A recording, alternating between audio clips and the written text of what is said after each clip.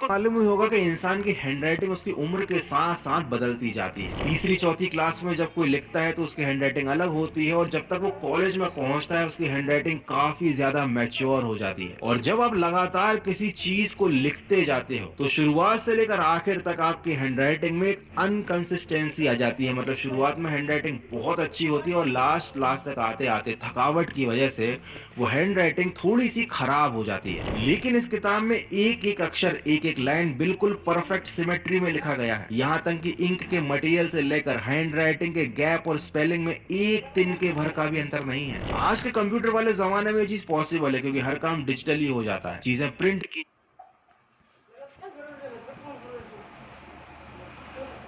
और दोषी था उस मोनेस्ट्री का एक मॉन्क जिसका नाम था हरमन इनकल्सस। दरअसल एक मॉन्क बनने से पहले किसी भी इंसान से बहुत सारी प्रतिज्ञाएं दिलवाई जाती हैं, जैसे वो कभी किसी को धोखा नहीं देगा, किसी के साथ पैसे का व्यापार नहीं करेगा, लालच नहीं करेगा, सबको एक नजर से देखेगा और किसी की भी तरफ गंदी नजरें नहीं डालेगा। और इस मुकदमे से पहले हरमन अपनी कई छोटी छोटी प्रतिज्ञाओं को तोड़ चुका था, छोटे मोटे गुनाह कर चुका था, लेकिन इस बार कर दिया था उसने एक बड़ा कांड। वो एक औरत के साथ प्यार में पड़ गया था, और जैसे ही इस कांड की खबर मोनेस्ट्री के बाकी पादरियों को मिली, हरमन पर चलाया गया एक मुकदमा। एक एक करके उसके खिलाफ गवाह पेश किए गए, उसके हर कांड के सबूत लाए गए, और उसके बाद हरमन को सुनाई गई एक दर्दनाक सजा। उसे दीवार में जिंदा चुनवा देने का आदेश दिया गया। हरमन ने रहम की भीख मांगी, लेकिन उसकी कोई सुनने को तैयार नहीं था। उसने तो यहाँ तक कहा कि ईसा मसीह ने भी उन्हें दर्द देने वालों को अंत में माफ कर दिया था, उसे भी अपनी गलती को सुधारने का एक आखिरी मौका तो मिलना ही चाहिए। और उसके हिसाब से मोनेस्ट्री के लोगों को यीशु की राह पर चलते हुए उसे माफ करके एक मौका दे देना चाहिए था, लेकिन कोई भी हरमन की बात को सुनने के लिए तैयार ही नहीं था। लेकिन चूंकि हरमन ने उन्हें यीशु का वास्ता दे दिया था तो सभी लोग कंफ्यूज हो गए, एक धर्म संकट में पड़ गए। तो अंत में निर्णय के तौर पर एक मॉन्क ने हरमन के सामने एक शर्त रख दी। उन्होंने कहा मोनेस्ट्री हरमन को माफ कर देगी, लेकिन एक शर्त पर, अगर वो मानव जाति के सारे ज्ञान को एक किताब में लिख दे। हरमन ने शर्त तो कबूल कर ली, आखिर वो मरना नहीं चाहता था। लेकिन इस कहानी में, इस शर्त में एक ट्विस्ट था। कैच ये था कि उसे आज रात मोनेस्ट्री के तहखाने में बंद कर दिया जाएगा और उसे ये पूरी की पूरी किताब आज रात में ही कंप्लीट करनी होगी। जरा सोच कर देखो, मानव जाति का सारा ज्ञान